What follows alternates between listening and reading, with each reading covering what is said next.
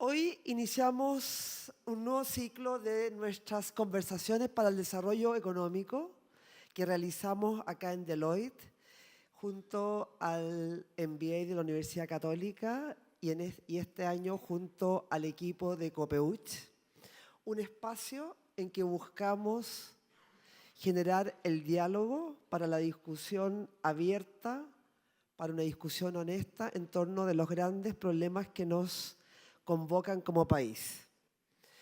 Tratamos de abordar desafíos estructurales que tenemos y en esta ocasión, ¿no es cierto?, lo hacemos con el tema de la vivienda. Esta mañana yo venía escuchando en la radio el tema de la toma en San Antonio.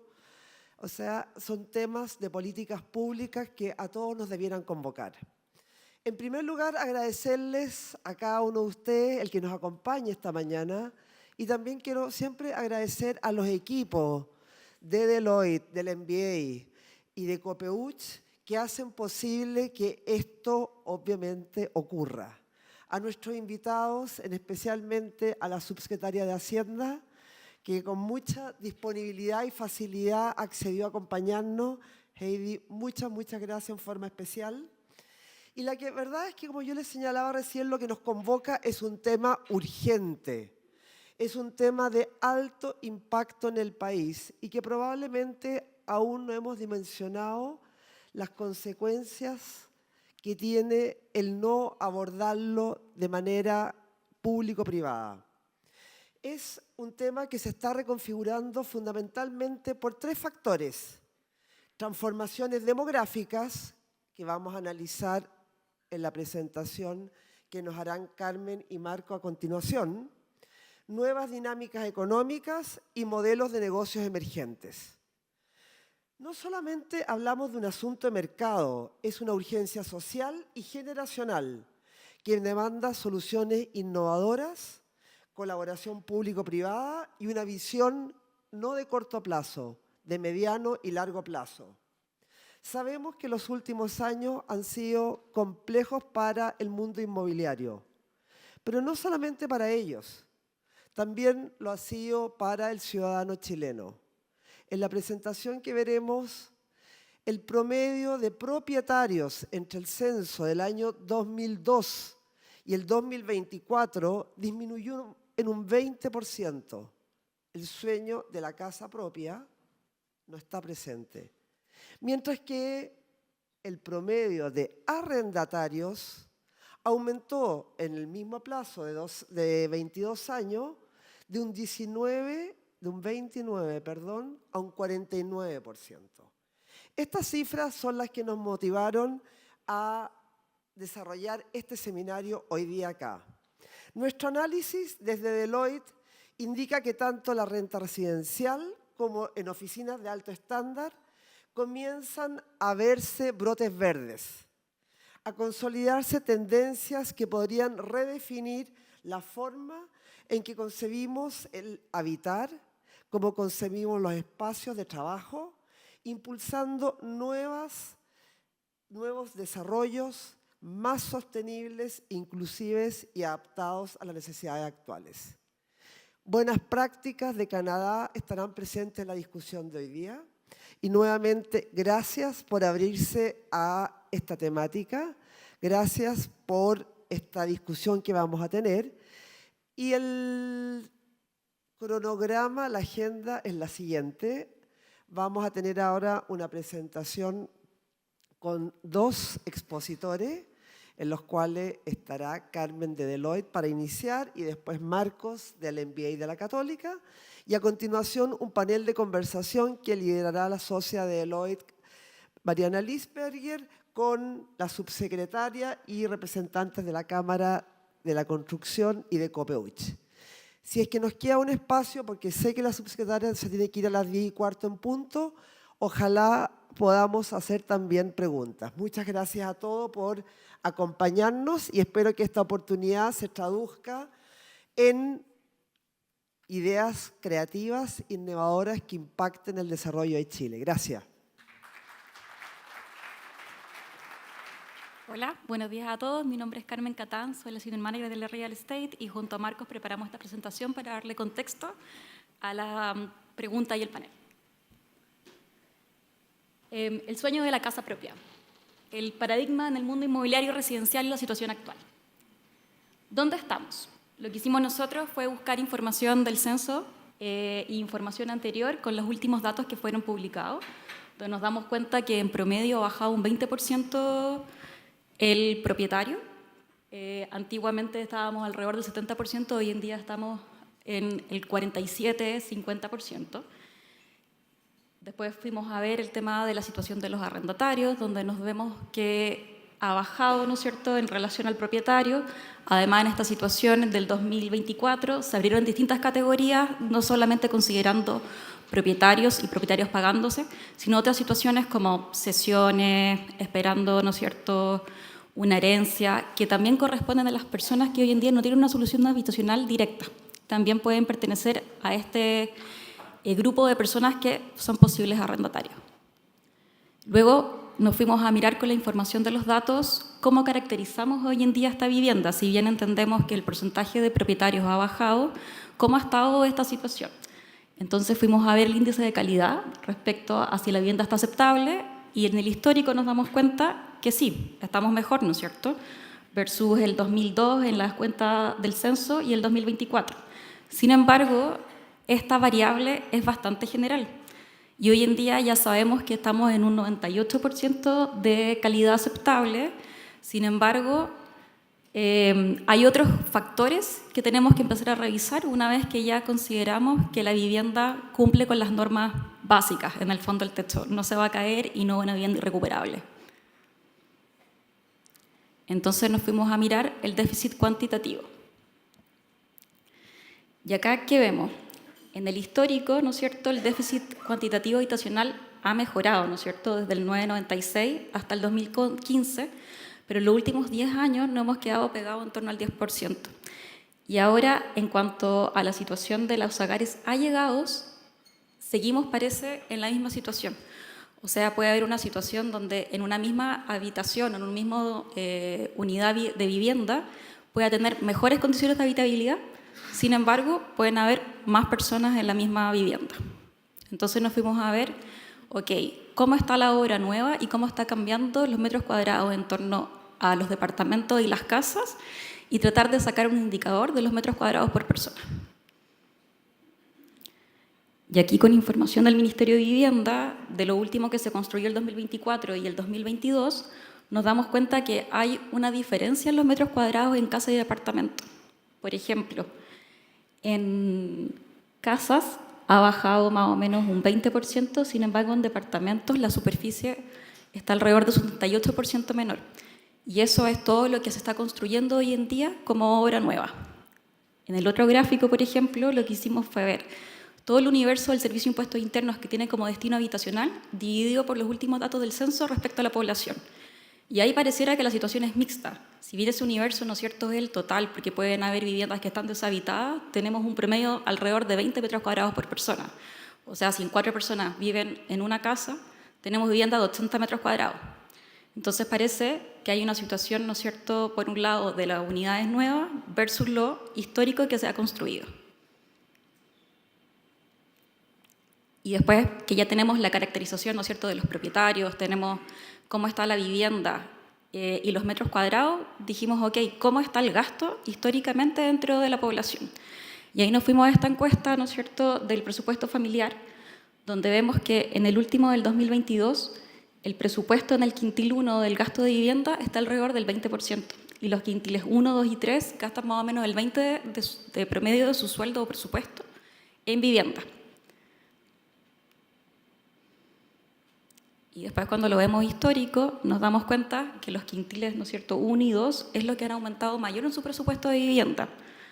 Entonces es un tema súper relevante, porque el tema de la vivienda es uno de los gastos más importantes dentro de lo que uno presupuesta mensualmente para pagar en gasto.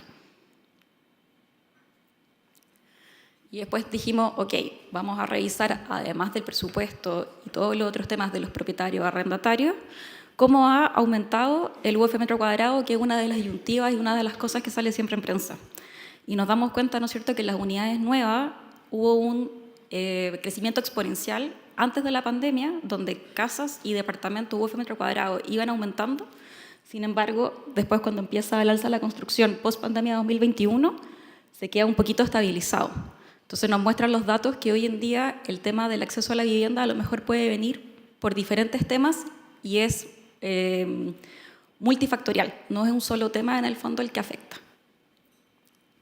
Entonces empezamos a cruzar datos, como teníamos el censo nuevo, teníamos el servicio de impuestos internos, teníamos la encuesta CACEN, tratamos de analizar con el equipo por qué estamos donde estamos. Si bien es multifactorial, ¿qué cosas nosotros podemos ver dentro de este análisis que nos hagan entender qué está pasando hoy en día en el mundo inmobiliario respecto al acceso a la vivienda? Entonces se nos ocurrió cruzar toda la base del servicio de impuestos internos respecto a las transacciones del 2017 al 2025, en los que son los sitios ERIASO o los sitios disponibles urbanos, para entender el UF metro cuadrado y la cantidad de transacciones. Acá se ve una diferencia entre el 2017 y el 2020, donde era más o menos homogéneo con algunos PIC específicos de gran impacto inmobiliario en la transacción de vivienda y en el UF metro cuadrado. Sin embargo, post pandemia, la línea verde, que el UF metro cuadrado terreno, se empieza a comportar distinto a la cantidad de transacciones. Sin embargo, las situaciones específicas que están pasando no reflejan específicamente la situación ni son concluyentes. Sí entendemos que la situación post pandemia, al parecer, hizo que todo se modificara respecto a lo que venía años anteriores. Entonces, si es multifactorial, pensamos qué otro dato podemos cruzar para entender qué está pasando post pandemia con la situación inmobiliaria. Dijimos, ok, veamos la tasa de los créditos hipotecarios, que es un tema que siempre está en la palestra. Entonces vimos que la cantidad de transacciones que se registraban en el conservador de bienes raíces era más o menos relacionado con la tasa de crédito hipotecario. Por ejemplo, el 2021, cuando la tasa cae, aumenta la cantidad de transacción y así se va comportando de manera homogénea. Después, cuando vemos la alza en la tasa de interés de Estados Unidos, cuando sube la tasa, la cantidad de transacciones históricas para todo Chile baja radicalmente, llega más o menos a las 30.000 unidades, versus los años anteriores, ¿no es cierto?, cuando se mantenía en promedio de las 50.000, 60.000 unidades. Entonces, el tema de la tasa, ¿no es cierto?, a veces puede ser más importante que los sitios ERIASO o los metros cuadrados disponibles de terreno para comprar. Otro de los temas que, por ejemplo, también queríamos revisar era el tema del alza de la construcción. Y acá lo que hicimos fue cruzar el índice del precio de la construcción con la cantidad transaccional de la vivienda. Siempre se dice, ¿no es cierto?, que un tema importante en el valor total de la unidad tiene que ver con el precio el costo de construcción. Y acá nos damos cuenta que si bien post pandemia hubo un alza importante y afectó, en el último tiempo se ha mantenido estable. Y pueden ser otras cosas, ¿no es cierto?, que van afectando, como veíamos en las láminas anteriores, que puede ser la tasa y otras situaciones específicas. Entonces, como vemos, no hay una sola respuesta para poder contestar dónde estamos. Son cosas que se van agregando dentro del sistema inmobiliario y hoy en día nos encontramos en una dualidad. Ya el mercado no funciona como funcionaba antes, donde ciertas variables se movían a la par. Nos encontramos en un ciclo dentro del desarrollo inmobiliario que puede ser posterior a la expansión y de recesión, con próximas aperturas en ciertos mercados, como decía la Jackie, sobre todo cambiando el modelo de negocio para crecer en renta residencial o en oficinas o en industrial. Entonces parece que nos encontramos en un momento de un paradigma donde todo lo que conocíamos antiguamente no va a funcionar como estaba en el país. Pero para eso tenemos las capacidades de aprender de otros países que han pasado por lo mismo.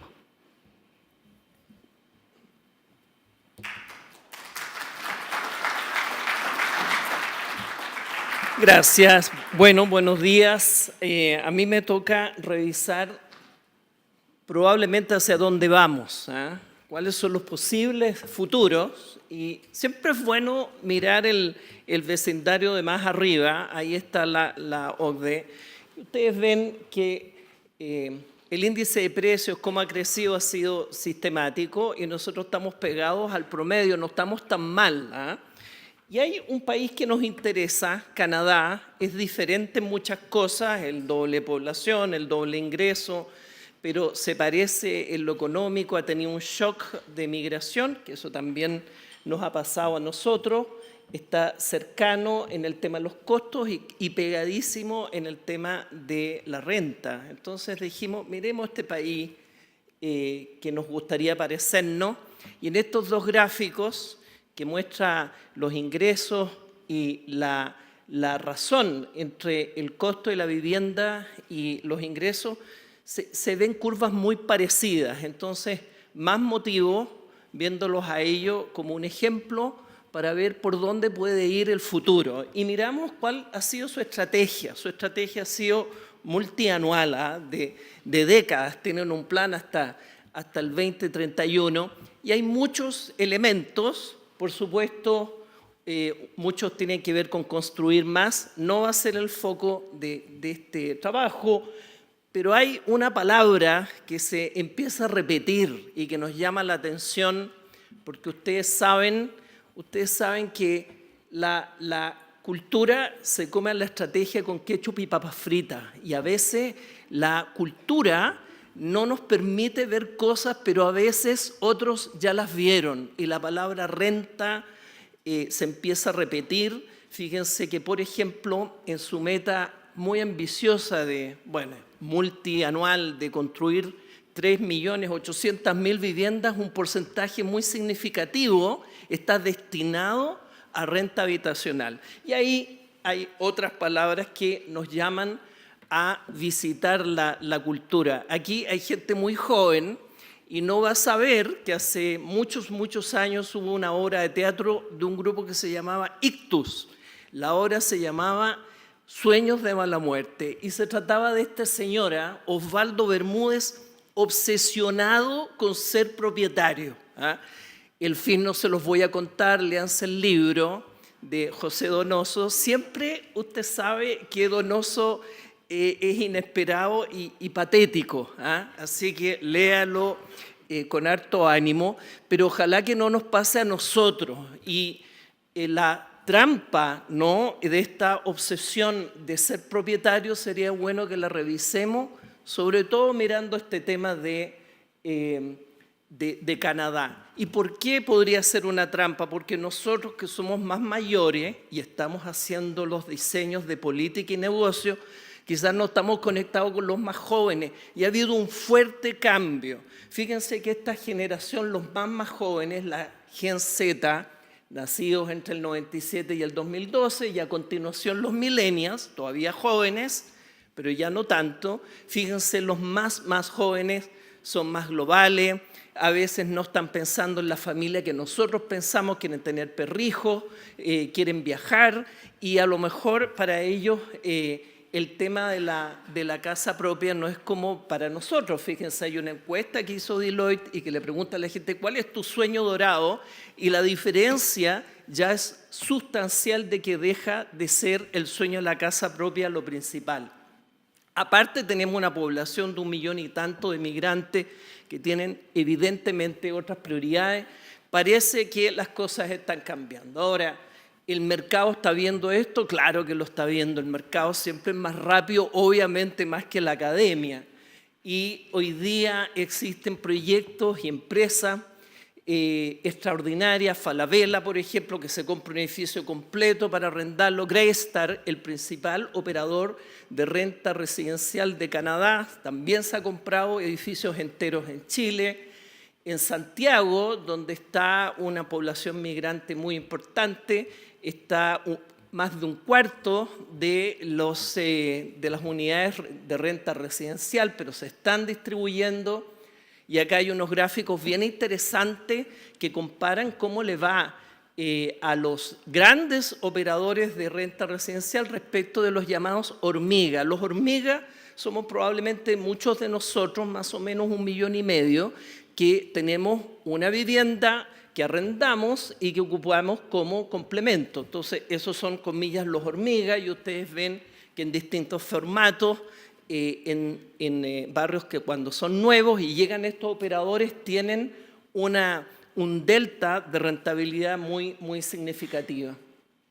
Ahora, ¿cómo están las políticas públicas? A veces no son tan rápidas.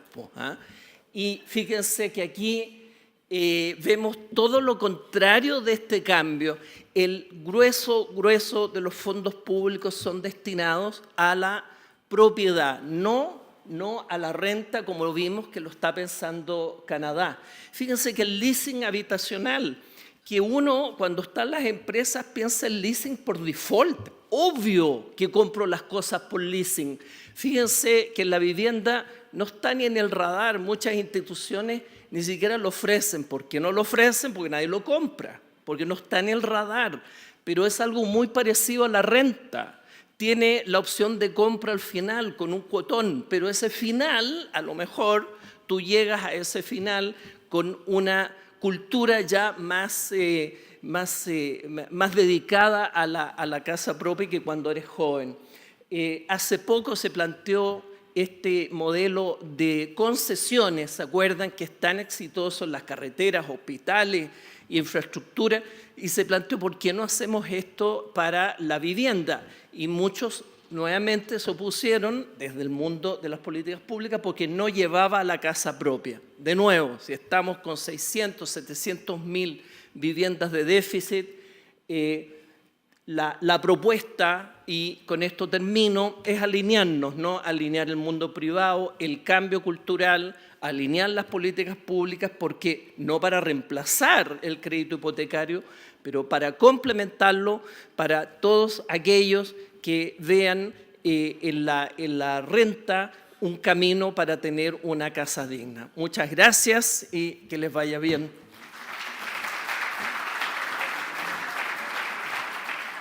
Buenos días, mi nombre es Mariana Liz Perier y hoy día voy a estar haciendo la entrevista para nuestro destacado panel.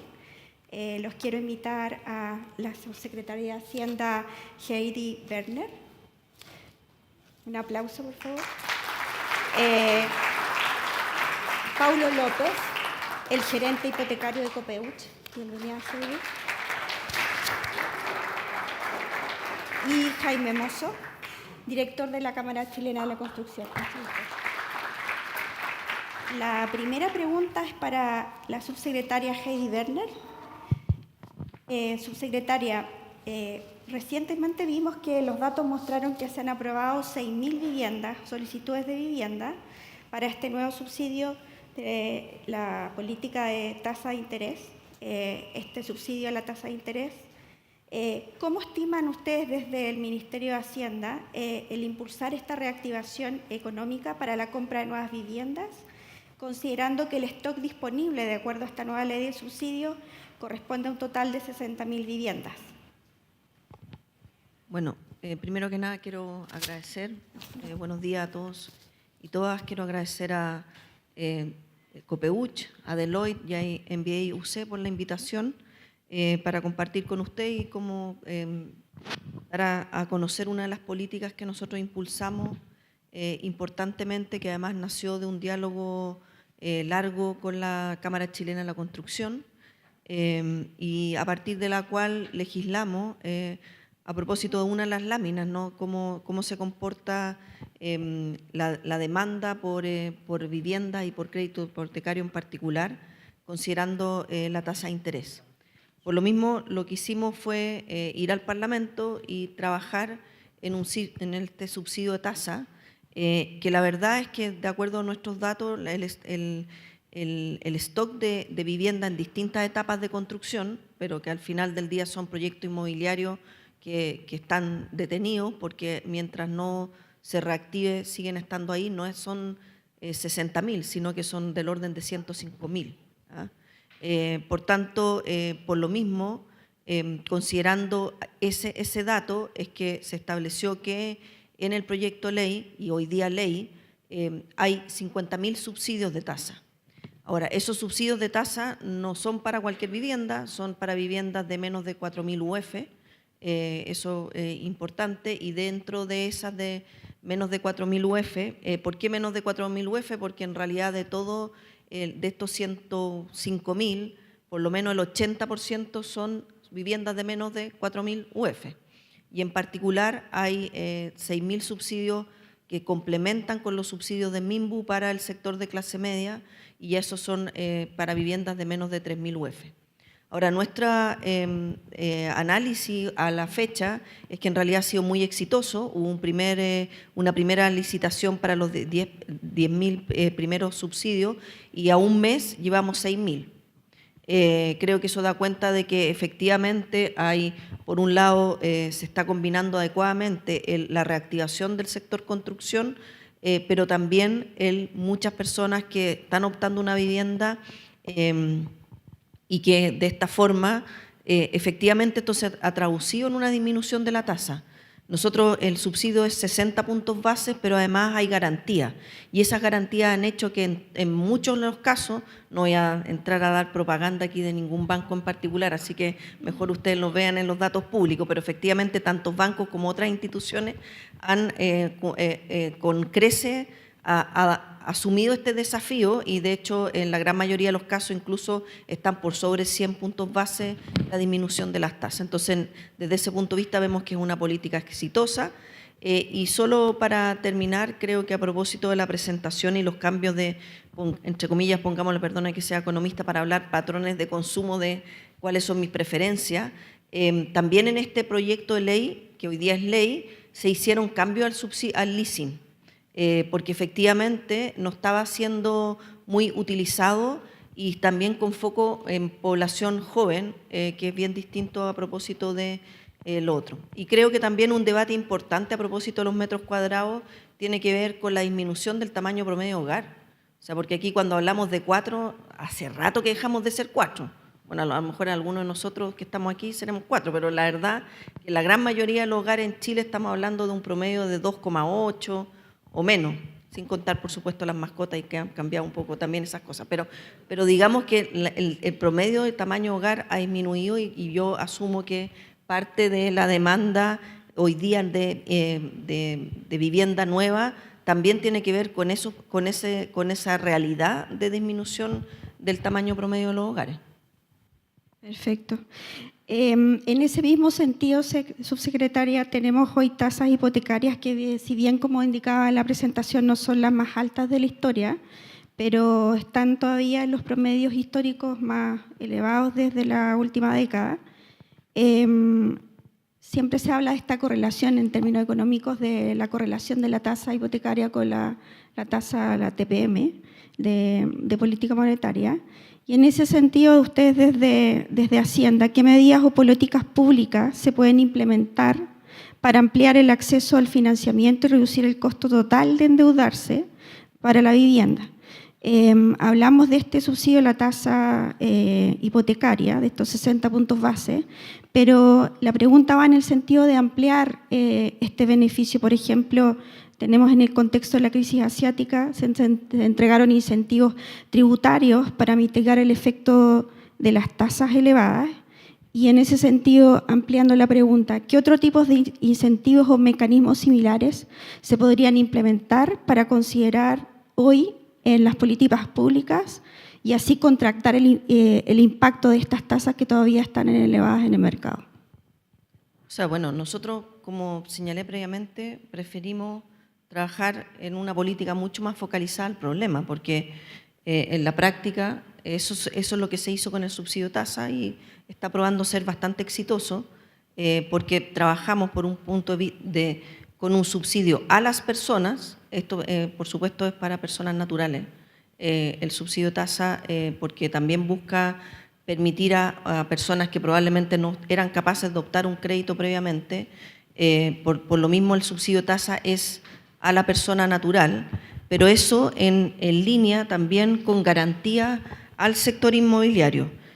Nos parece que esa es la forma, más allá de otros beneficios tributarios, que dicho sea de paso, a propósito también de los patrones de consumo, nosotros presentamos ayer un proyecto de ley que en realidad lleva unas semanas ya en el Congreso, pero ayer lo fuimos a presentar a la Comisión de Hacienda de la Cámara, que es un conjunto, un paquete de medidas para beneficio a la clase media. Y dentro de ese paquete de medidas está el subsidio, más bien un beneficio tributario al arriendo.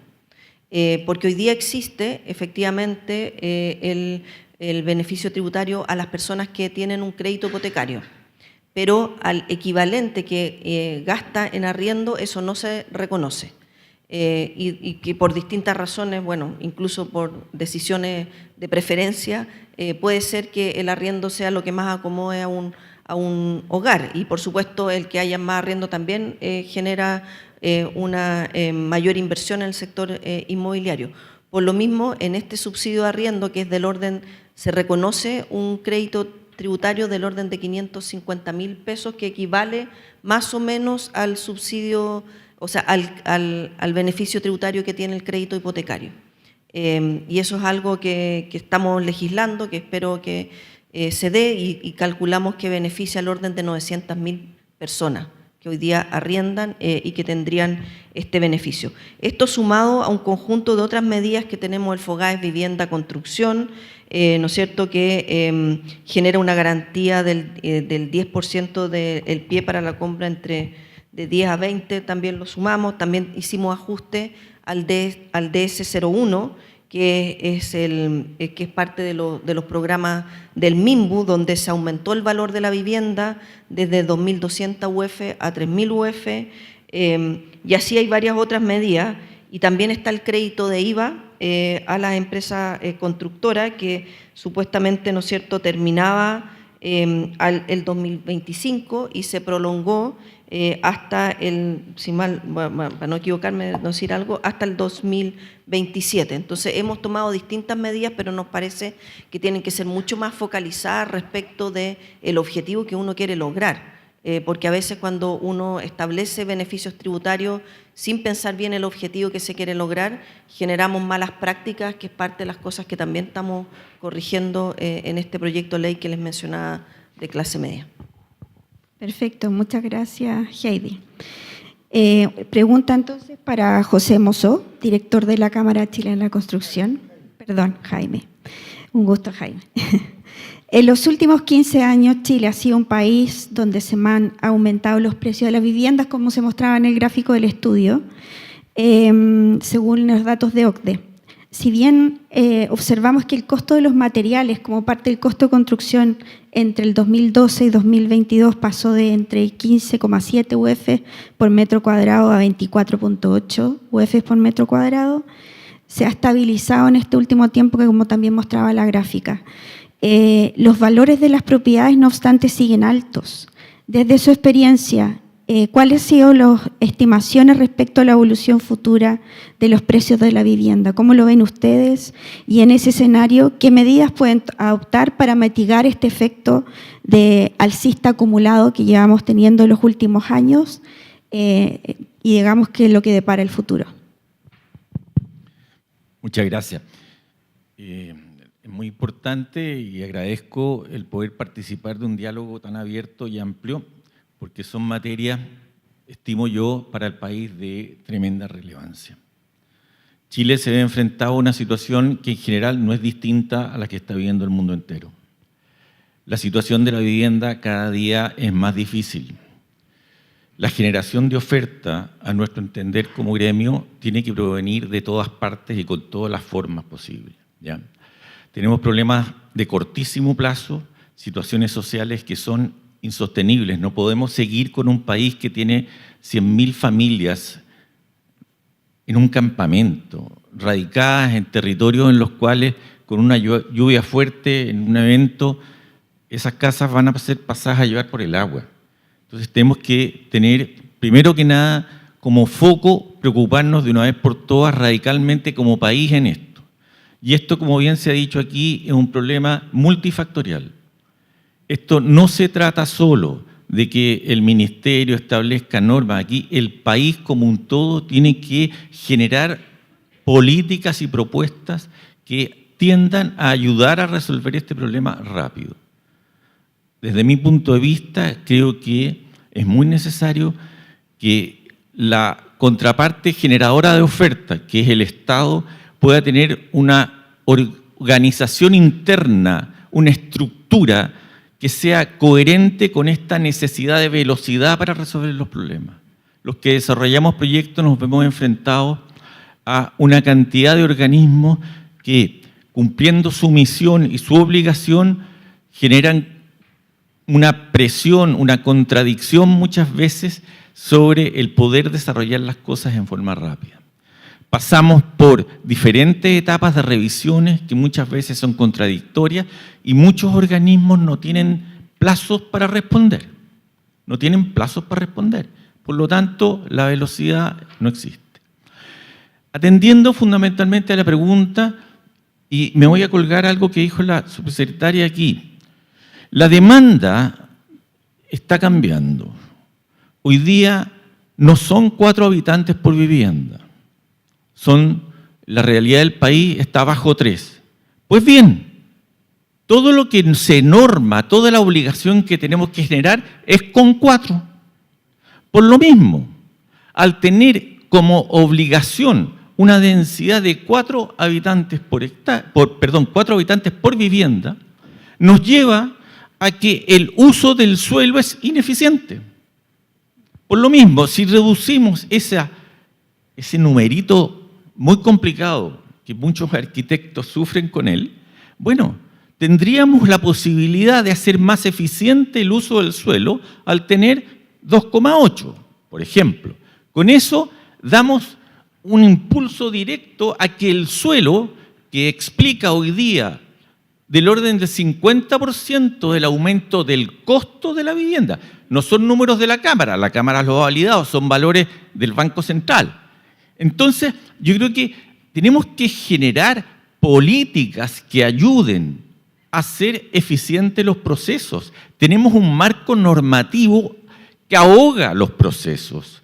Tenemos 1000 interlocutores distintos para diferentes cosas. Tenemos una normativa que genera discriminación social desde que nace. Estamos generando número de habitantes por hectárea, de tal suerte que desde que nacen esos territorios con determinado número de habitantes por hectárea, establecemos cuáles barrios son para pobres, para clase media y para ricos. O sea, esas cosas tenemos que empezar a cambiar. Yo creo que es muy importante lo que se está haciendo en términos de mejorar y generar condiciones para el desarrollo de planos reguladores nuevos. Los instrumentos de planificación territorial son herramientas fundamentales, pero que están todas, en general, la gran mayoría desactualizadas, que el proceso normativo para sacarlas adelante dura entre 7 y 10 años. Y además el problema es que la entrada con la cual los inputs del modelo para desarrollar el plan de desarrollo, los planos territoriales de desarrollo territorial, son 4 habitantes por hectárea. Por lo mismo vamos a pontificar y planificar para adelante con algo que no es la realidad. Entonces, yo creo que esto reviste en el mediano plazo una urgencia. Es fundamental. Los costos no se van a poder bajar. Hay que entender que la industria inmobiliaria de construcción es una industria súper abierta, donde hay una competencia atroz, ¿ya? De todo tamaño de empresas, en todo el país, en ciudades grandes, chicas, medianas, hay de todo. Pero si no tenemos una decisión de país de querer definitivamente cambiar esto en términos conceptuales desde el inicio, va a ser muy difícil poder llegar. Tenemos, por ejemplo, los procesos de industrialización que requieren ciertas normativas, son regidos por lo mismo. Entonces, si no generamos alternativas para que las nuevas alternativas de oferta se puedan materializar en forma pronta, efectiva, bueno, seguimos mal. Entonces, pienso y hago un llamado. Yo creo que es importantísimo que podamos poder revisar esto con una visión de país. Aquí hay personas que están y niños que están en campamentos, niños que no tienen posibilidad de muchas cosas. Alrededor de los campamentos no hay colegios, no hay jardines, no hay agua potable. ¿Pueden entender ustedes que la legislación sanitaria de este país no establezca cómo tienen que crecer las áreas de servicios de las empresas sanitarias? Sí establecen la obligatoriedad para la densidad, pero en términos de cómo se crece, hoy en día recién se está discutiendo en el Congreso un proyecto que amplía y establece normas para crecer en un diámetro en 200 metros en torno a las áreas. Los terrenos urbanos son los terrenos donde la sociedad como un todo ha dicho, aquí tiene que vivir la gente, las personas tenemos que vivir dentro de esto.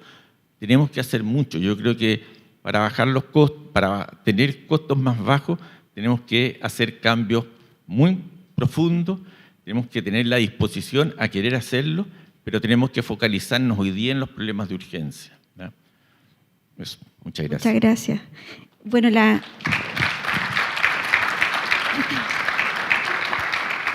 muy interesante, Jaime, el análisis que ha hecho respecto a lo crítico que es el acceso a la vivienda hoy día, sobre todo por el impacto social que está generando en el país y que está estancado hace mucho tiempo. La segunda pregunta creo que ya la has contestado, pero de todas maneras creo que es importante complementar quizás desde ya un ámbito de mercado y de un poco de equilibrio. Bueno, sabemos que hay una paradoja acá porque hay un stock de viviendas nuevas que se ha mantenido todavía a niveles altos. Las ventas no repuntan al ritmo esperado, hablamos de que las ventas están un poco estancadas en ese sentido. Todo esto más allá de las iniciativas del mundo político, digamos, de políticas públicas con esta ley de subsidios a la tasa, que son, digamos, medidas que se están llevando a cabo hoy día, son existentes.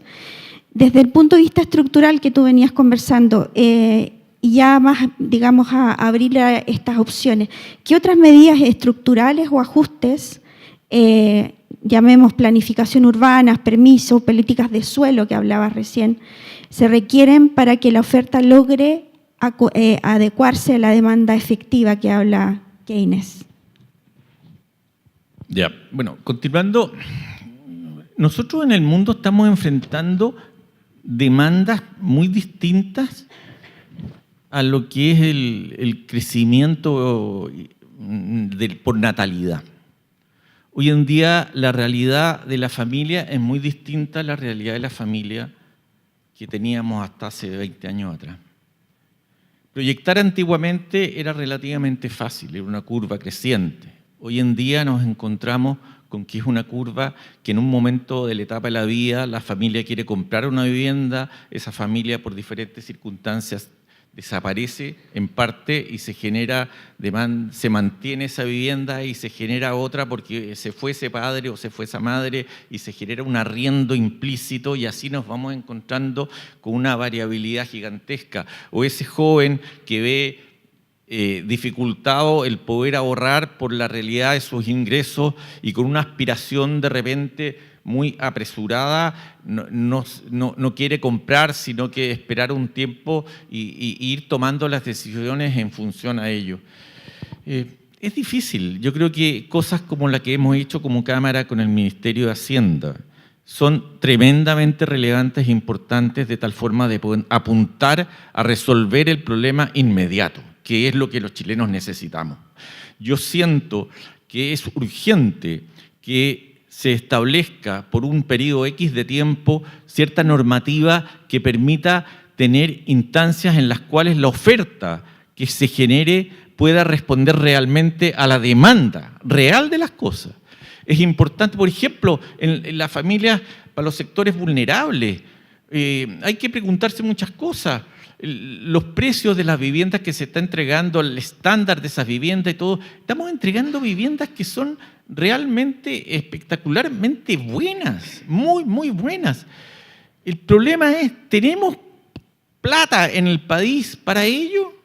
Tenemos que focalizar muy bien dónde se pone la plata. Cuando hay pocos recursos, y hoy en día vemos que los proyectos del DS49, la presión que hay sobre ellos es gigantesca.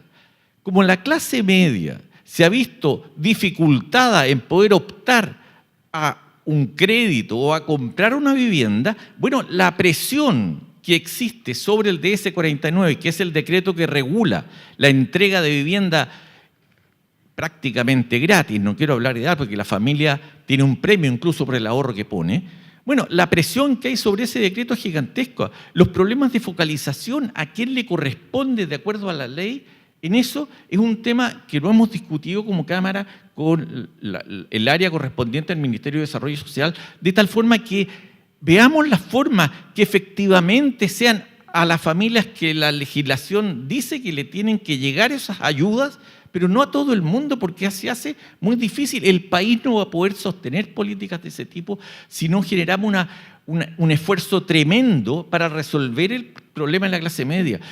El arriendo es una muy buena alternativa, pero yo creo que es importante analizar lo siguiente. Hay que tener cuidado cuando se habla del sueño de la casa propia. El sueño puede que siga existiendo independiente de los resultados de las encuestas. El problema es que ese sueño de repente no se puede ni siquiera soñar, porque las dificultades son, y el arriendo es respuesta a eso, a ese problema. Por lo mismo, yo siento que es importantísimo el arriendo. Yo creo que tenemos que introducir políticas de movilidad dentro del subsidio, de tal forma de incentivar que la familia, con el esfuerzo producto del beneficio que recibe el subsidio de las ayudas, pueda ir escalando de tal forma que las viviendas más básicas sean transitorias y producto del esfuerzo y el sacrificio de haber recibido una vivienda prácticamente gratis, esa familia pueda escalar hacia una mejor vivienda. Tenemos que generar esas políticas que en otras partes del mundo existen. Hay que tener también cuidado, porque esta es una industria muy complicada. Yo vengo hace poco llegando, hicimos un análisis de lo que pasa en Italia sobre esto. Italia tiene un parque del orden de 750.000 viviendas públicas del Estado. Y esas viviendas, que vienen de hace mucho tiempo, bueno, se les entregan a las familias de tal forma que ellos puedan arrendar. ¿Qué pasa ahí? El 20% de esas viviendas ya están fuera, no se pueden usar. Tienen que vender la organización que regula y administra todo esto. Tiene que estar vendiendo todos los meses unidades habitacionales de ese stock para poder cubrir el costo de administrar el sistema. El deterioro de la vivienda es gigantesca, la falta de pago de arriendo es tremendo.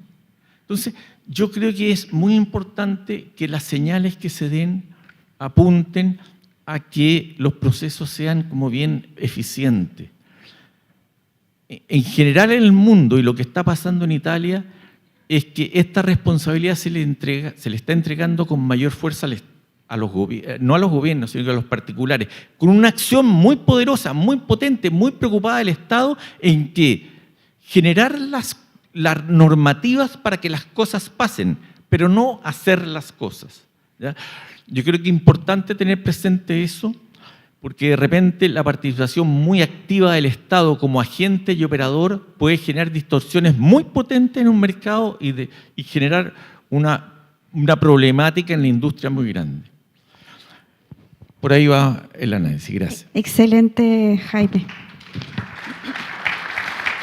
Y muy interesante porque tiene mucho que ver con lo que hablábamos de los conceptos que tienen que ver con transformación de los mercados, transformación de los patrones de consumo, lo que significa trabajar desde el punto de vista sistémico todas las problemáticas que afectan hoy día, y claramente tenemos que también aprender de todos los mercados y también de todos los sistemas que están funcionando a nivel global. La tercera pregunta, entonces, es para Pablo López. Pablo, recientemente Deloitte lanzamos nuestro estudio global sobre las percepciones de las generaciones Z y millennials, que ustedes vieron también acá en la presentación. Dentro de las principales conclusiones que hablábamos era que un 47% de la generación Z y un 48% de los millennials chilenos les cuesta cubrir sus gastos básicos todos los meses, comparado solo con el 37 y 35% a nivel global. A esto se suma que para la generación Z chilena el costo de la vida es su preocupación número uno. En medio de este escenario, con todos los factores antes mencionados, ¿cómo y con qué herramientas podemos reincentivar y apoyar a este sector de la población a que acceda a la vivienda propia? Muchas gracias por la invitación y por la pregunta, ¿ya? Mira, la verdad es que el desafío de los jóvenes nosotros lo visualizamos desde hace harto tiempo atrás. Revisamos encuestas y algunas también estudios que nos mostraron el resultado donde, por ejemplo, el 75% de los jóvenes de menos de 35 años no podía acceder a la vivienda. O sea, estamos hablando de 3 de cada 4 jóvenes no podía acceder a la vivienda. Y bueno, ¿qué hay que hacer acá? Yo creo que hay que estar innovando, revisando. Este es un problema público-privado de siempre, pero desde el ámbito financiero, que es un poco el que nos toca quizás en Copeuch, ¿ya? Y que está muy relacionado con nuestro propósito, que es, y lo aprovecho de decir que el propósito de Copeuch es mejorar la calidad de vida de nuestros socios y sus familias, es buscar siempre la inclusión y siempre las mejores prácticas para estar constantemente buscando alternativas para mejorar el acceso a la vivienda, ¿ya? Yo creo que ese es un desafío que tenemos permanentemente desde que nace Copeuch y desde que le estamos dando énfasis a nuestro mundo de financiamiento hipotecario. Y en esa línea yo creo que la innovación, y lo vimos con un producto que lanzamos en septiembre del 2024, que es el crédito a 40 años, ¿ya? Se contribuye con pequeñas acciones. Yo creo que esto, no estoy diciendo que esto vamos a cambiar el sistema ni nada, pero en cierta medida tenemos que ir aportando desde nuestra vista, desde nuestros elementos, pequeños esfuerzos, pequeñas cosas, y este producto fue muy poderoso en esa línea. Es un crédito que es a 40 años, sí, flexible, los costos de prepago, se puede refinanciar en cualquier momento sin ningún costo adicional, y la verdad es que nos permitió que un 12% más de jóvenes que no calificaban y que estaban pidiendo hasta 30 años, hoy día sí pudiesen calificar, ¿ya? Entonces, es un numerito que aporta, pero desde el ámbito financiero la constante innovación tiene que ser el esfuerzo, tiene que ser estar buscando permanentemente alternativas. También miramos con muy buenos ojos lo que recientemente lanzó otra institución financiera, del crédito flexible, donde en los primeros 5 años se puede pagar un dividendo menor, ¿cierto? Y posteriormente, y también muy relacionado a la estabilidad financiera que va evolucionando a las personas, el permitirle que pueda pagar un dividendo superior después de los 5 años. Pero por lo menos en el cálculo del dividendo de los 5 años se le accede a esa persona al financiamiento, que también se ve con buena vista, ¿ya? Hay otras iniciativas también en el mundo del ahorro, ¿cierto? También existen también alternativas como el ahorro con compromiso a ver, ¿cuál es un plan que se usa mucho en Europa, básicamente en Alemania, donde el comprador en un inicio compromete un plan de ahorro por un cierto plazo, ¿cierto? Que puede ser 36 meses, 60 meses, y finalmente adquiere su vivienda cumpliendo bien rigurosamente este plan, pero como financista nosotros nos comprometemos a darle su crédito en el origen, ¿ya? Y eso para el mundo también inmobiliario es un compromiso que queda tácito, firmado un acuerdo. Él tiene que cumplir una cierta cantidad de ahorro, pero le permite también entrar y acceder con un mucho menor pie que el que se pide hoy día, ¿ya? También hay que mirar que, como decía Jaime y la subsecretaria, que esto tiene que ser un esfuerzo colectivo integrar entre el mundo privado y público, la Cámara, la BIF, y miramos también con muy buenos ojos la reciente iniciativa que destacó la subsecretaria del subsidio de la tasa, ¿cierto? Que te permite bajar hasta un punto base, y esto son 0,6, pero la mayoría de las instituciones hicieron un mayor esfuerzo, nosotros también como Copeuch hicimos un mayor esfuerzo y nos permitió bajar hasta más de un punto base, incluso un poquito más. Y eso, ¿qué te permite bajar el dividendo? No solo bajar el dividendo y entrar, sino que la exigencia de la renta que se le pide a las personas para evaluarlas también baja, ¿ya? Y eso también es muy importante. Y en esa línea, bueno, destacar también que el hecho de que se acompañe con una garantía también nos permite a las instituciones financieras ir a un 90% de financiamiento, que también es una muy buena medida. La estamos mirando muy buena esa medida, como ejemplo de todo lo que hay que hacer entre el mundo público-privado, porque primero se organizó de una manera muy buena, ¿cierto? Entre la BIF, la Cámara, el Ministerio de Hacienda, y resultó, y hoy día se está viendo excelentes números, como decía la subsecretaria, hay 6.000 reservas, se espera tener 10.000 a fines de agosto, y si vamos a este ritmo, lo más probable es que logremos el objetivo antes de los 24 meses que dura la ley. Ojalá sí sea, ¿cierto? Pero yo creo que es una excelente medida. Y por último, la educación financiera, que debe ser un esfuerzo colectivo de público-privado, el incentivar el ahorro desde un inicio, desde la educación de los niños, para que finalmente ellos puedan con esa fórmula que es ahorrar, que nosotros la tenemos muy compenetrada en Copeuch. Aprovecho de decir que somos la segunda institución más grande en ahorro, pero efectivamente el ahorro es un tema muy relevante para la compra de la vivienda, ¿cierto? Eso. Perfecto. Muchas gracias, Pablo.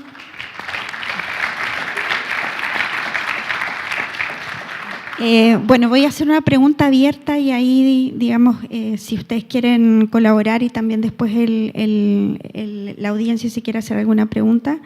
Como vimos en esta presentación, Canadá ideó un plan disruptivo para enfrentar el déficit habitacional, donde en otras cosas flexibilizaron las regulaciones, inyectaron recursos a través de subsidios para la renta residencial y se propusieron construir millones de viviendas. O sea, estamos hablando de un plan masivo, dado que la Corporación Hipotecaria y de la Vivienda de dicho país mencionó que se necesitaban alrededor de 3,45 millones de viviendas al 2031. Se habló de un plan de largo plazo para responder al déficit existente. En nuestro caso, en Chile, hoy cuenta con un déficit de cercano a las 600.000 viviendas. ¿Creen ustedes que es posible como país que podamos apostar un plan tan desafiante como el que realizó Canadá, digamos, a la escala chilena y considerando las restricciones de financiamiento que tenemos hoy? Bueno, me miraron los varones aquí presentes. Bueno, nosotros efectivamente estamos apostando a que la reducción de ese déficit se dé a tasas distintas, y de hecho la meta de este gobierno es que durante los se termine a marzo con 260.000 viviendas.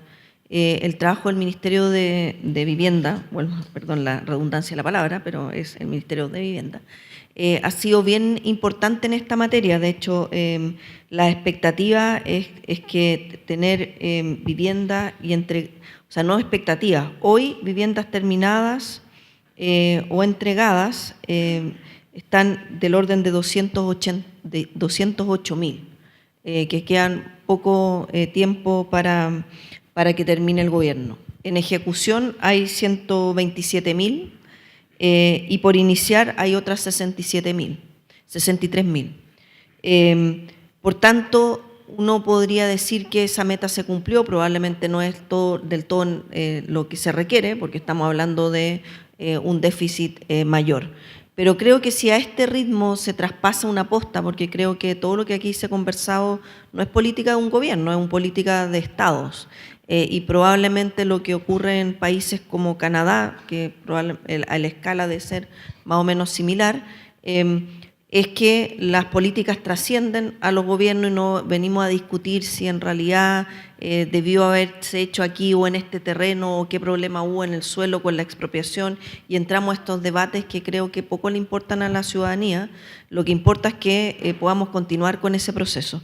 Y en ese sentido el MIMBU tiene hoy día,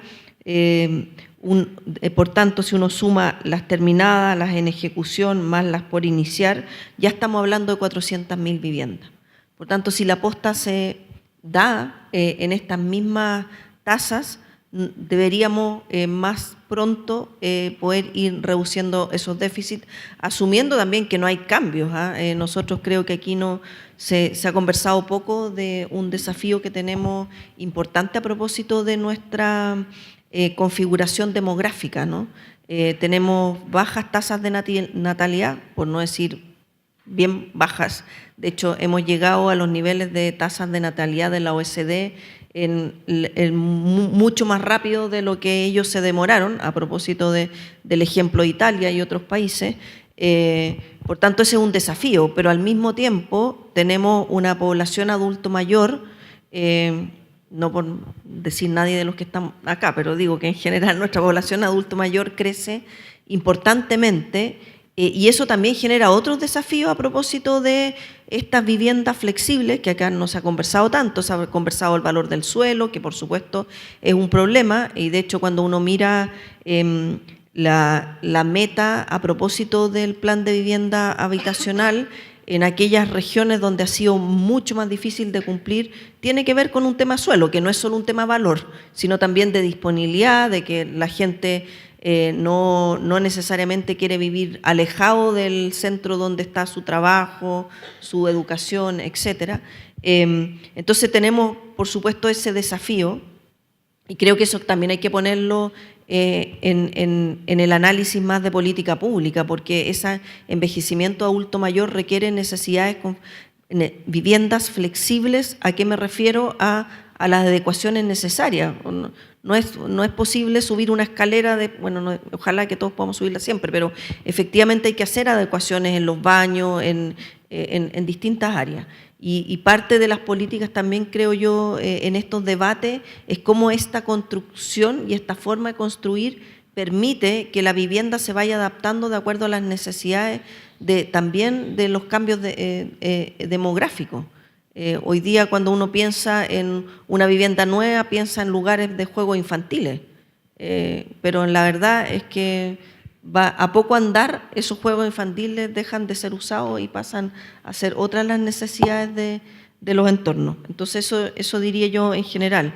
Nosotros estamos comprometidos con el plan de vivienda habitacional, por lo mismo se han subido tanto los umbrales del DS 10, que es el que va con crédito, que va con ahorro a las personas, crédito hipotecario y subsidio, pero también, por supuesto, el DS 49 que aquí se mencionaba, también se subieron los montos, y creo que con eso nos hemos ido adecuando, pero por supuesto como muchos son desafíos que tenemos que tener a la vista, que son de larga data y que no podemos estar echando todo pie atrás cuando hay un cambio de gobierno. Son políticas de Estado, y yo creo que eso es el fin de estar acá, en la cooperación público-privada.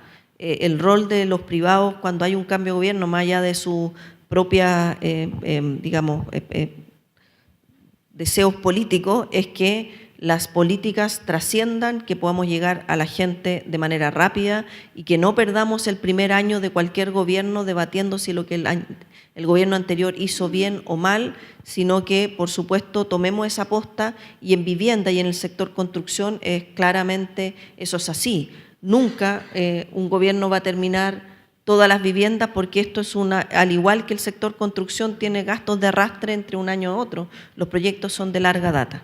Y a propósito de la larga data, creo que también nosotros en el gobierno hemos hecho, a propósito de la crisis que tuvimos como Ministerio de Hacienda, no sé llamarlo crisis, pero un traspié, cuando en marzo del 2023 se rechaza la reforma tributaria, nosotros no nos quedamos sentados diciendo, bueno, ¿qué vamos a hacer aquí? Lo que hicimos fue convocar a distintos actores públicos, privados, de distintos sectores políticos, a generar un pacto. Y ese es el pacto fiscal que se ha conocido, y donde dentro de ese pacto se levantan como importante tema el crecimiento económico y las barreras que existen para inversión y para ese crecimiento económico. Y parte de los temas que ahí se recogen es los tiempos de tramitación de los distintos proyectos de inversión, incluyendo los de construcción, pero también de otros sectores, minería, etcétera. Y por lo mismo se trabajaron en proyectos de ley que pasaron a ser prioritarios. Uno de ellos es el de permisos sectoriales, que ya se aprobó, otro que mejora los plazos y exige cambios a la DOM. Por tanto, en esa línea creo que también hay que continuar. Hay otros proyectos de ley hoy día discutiéndose en el Congreso en relación a permisos, como son las concesiones marítimas, Consejo de Monumentos Nacionales y algunas adecuaciones que requiere el sistema de evaluación de impacto ambiental. Nosotros, respecto a monumentos nacionales y respecto a concesiones marítimas, Nuevamente no se trabajó de cero, se tomó dos proyectos de ley que venían de la administración anterior, que estaban en segundo trámite, y desde ahí se recogen y se hacen las indicaciones. Entonces creo que esa es la forma. Tenemos que pensar en un Chile de todos nosotros, donde los estados, es el Estado el que sigue con cooperación público-privada, y no son gobiernos que, por supuesto, en 4 años no necesariamente se alcanzan a hacer todas las cosas, pero creo que en la línea de reconocer que hay áreas de protección que tenemos que hacer, porque al final del día todo nos importa dejar un mundo con un medio ambiente, sin contaminación, etcétera, para nuestras futuras generaciones, pero también entendemos que requeremos de inversión, que los proyectos requieren tener tiempos más cortos de su inicio, y creo que la agenda de trabajar la actualización con permisos sectoriales y otras que hoy día están en el Congreso también es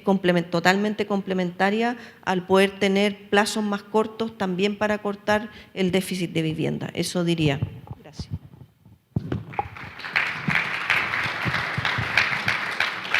Oye, yo concuerdo mucho con lo que dice la Heidi. Yo creo que efectivamente este gobierno ha dado pasos muy significativos y muy importantes, sobre todo en la política y en el plan habitacional, en términos de relajar ciertas condiciones, atender una realidad como fueron los aumentos de los costos. Si no se hubiesen modificado los precios de los subsidios, definitivamente aquí no se habría podido hacer nada. El problema es que es de tal magnitud, mejor dicho, es que independiente que sigamos trabajando con esta política y haciendo los cambios en el margen para poder resolver la urgencia, esta política pública no da para más. Chile necesita una visión sobre este tema distinto. La estructura sigue la estrategia. Tenemos que definir claramente cuál es la estrategia y ver si tenemos, tanto en el Estado, una estructura adecuada a responder a la velocidad que se requiere. Es muy importante, porque si seguimos haciendo las cosas como las estamos haciendo haciendo crecer el déficit habitacional, porque la demanda está creciendo por sobre la oferta. Nosotros en la Cámara acabamos de formar un grupo que se llama Vivienda 2035. ¿Y por qué? Porque vemos que en todas las instancias que como organización participamos, con la academia, con innumerables acciones, déficit cero, corporación, ciudades, vemos que las propuestas siguen sin llegar a atender la última milla. Seguimos un poco en conceptos. La misión hoy día es hacer las bajadas para que estos conceptos poder aterrizarlos. Y esa es la misión de Vivienda 2035. De lo contrario, nos vamos a encontrar en 10 años más en que el déficit no van a ser el 1 millón de viviendas que nosotros registramos y tenemos contabilidad. Va a ser 2 millones de viviendas, si no cambiamos las formas de cómo estamos haciendo las cosas. Son cambios radicales que indudablemente requieren sentarse a conversar. Yo creo que el ejemplo que tenemos aquí con el subsidio de la tasa es producto de un esfuerzo y un trabajo conjunto público-privado. Esa es la línea que hay que profundizar, incentivar y abrir como chilenos las puertas de todo lo que sea necesario para poder llegar a acuerdos y establecer algo que va más allá de los colores políticos, va a atender las necesidades profundas que hoy día existen y que desgraciadamente el marco legal que hoy día regula y establece es un marco que no lo permite hacer, es un marco que ahoga el crecimiento, es un marco que no tiene una estructura con un foco claro. Falta un liderazgo sobre esto. No puede ser, por ejemplo, que donde el Estado hace una inversión pública en beneficio de las personas, como es el metro, como son carreteras, infraestructura vial relevante, importante, de altísimo costo, después lleguen los alcaldes y no apliquen condiciones que el proyecto que se hizo como metro tuvo considerado en su evaluación de rentabilidad social. No puede ser que no se permitan aumentar las densidades en torno a ejes de transporte urbano relevante, que es donde, y por algo está ese transporte, por algo se puso ese transporte ahí. Esa es una muestra de la absoluta falta de gobernanza que existe ahí. Yo creo que es muy importante ver estos temas con visión de futuro y con una visión no político-partidista, con una visión de Estado que tiene un foco, que es generar condiciones para que las cosas pasen. Y somos los privados los llamados a responder con eficiencia, con prontitud, a generar esa oferta en la medida que, porque así van a pasar las cosas y vamos a resolver los problemas. Muchas gracias.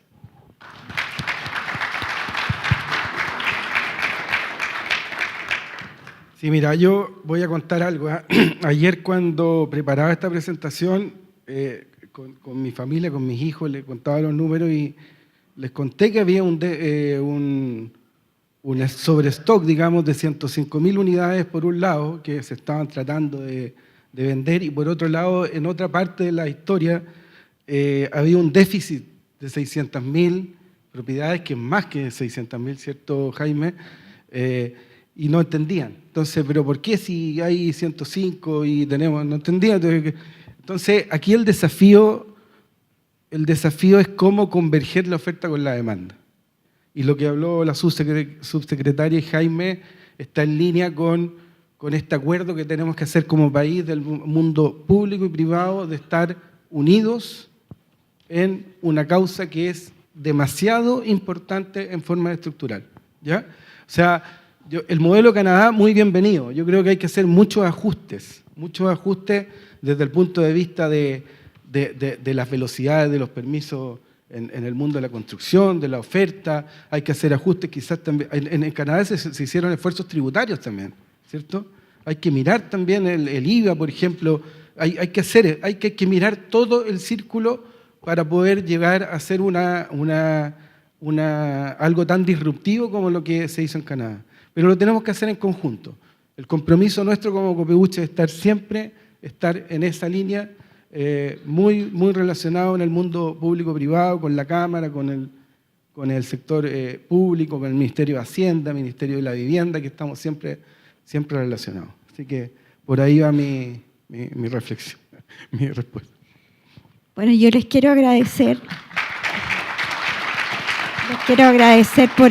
Por esta conversación tan directa, también tan enriquecedora para todos nosotros. Yo creo que es un tema bastante importante y se ve mucho consenso en esta conversación. Yo creo que es un llamado, como dice Jaime, a todos los sectores para poder realmente tomar, como dicen en el campo, el toro por las astas, y tener esta visión 2035, de 10 años. Estaba pensando mientras hablaba, 2035, no 2031 como Canadá. Así que, nada, les quiero agradecer por la participación hoy día y dejo a Jackie con el cierre de la presentación. Muchas gracias.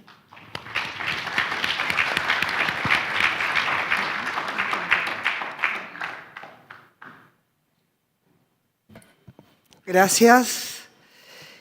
Solamente decirles que en la primera semana de noviembre vamos a sostener nuestro próximo encuentro de conversaciones económicas.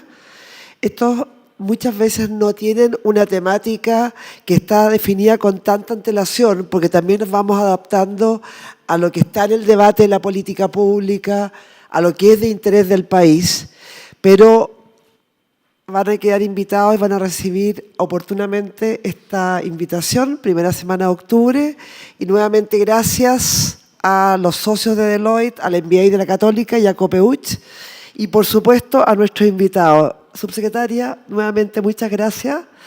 Me encantó el debate, con énfasis, con pasión de parte de nuestros panelistas, y la esperamos en otra ocasión.